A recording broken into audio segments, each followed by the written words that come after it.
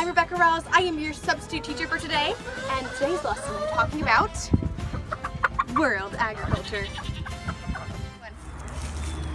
Hey kids, you know United States. That's our home. We live here. We have things like Chuck E. Cheese and Publix here. That's great. But did you know that the largest nation in the world is Russia? It's almost 2 times the size of the United States. That's big, like really big. Now, world agriculture is something that's important to every single nation, like the United States. But let's talk about how it's important to Russia. So kids, agriculture was big in Russia until the Soviet Union disintegrated. However, I think we'll talk about that one later because I don't think you're ready for that one yet. But we've experienced some growth since the Soviet Union disintegration. So while Russia is largely an industrial nation, agriculture is very important.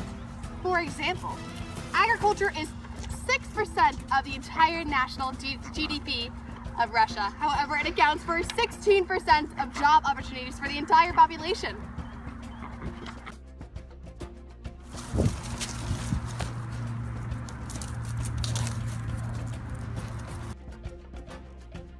Now, Russia's biggest commodity they produce is wheat.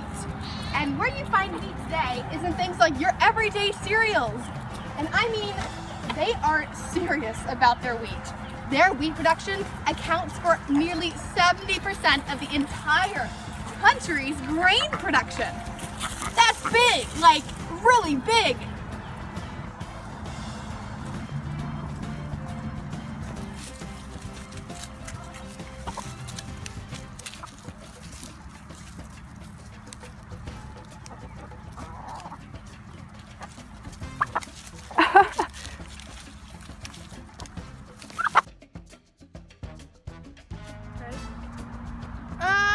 Question.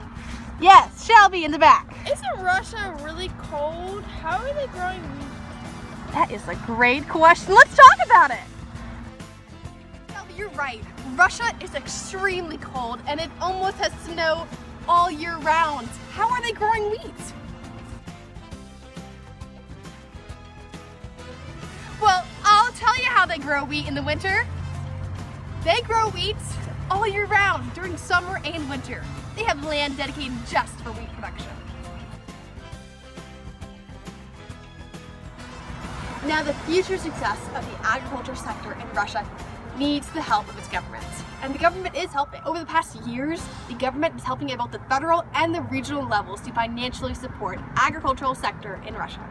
Now, though they're both helping, it's mainly focused on that regional section. For example, 2/3 of financial support and budget transfers come from that regional level, while 1/3 comes from the federal level of Russia. So that regional level of government in Russia supports its agriculture development in many ways.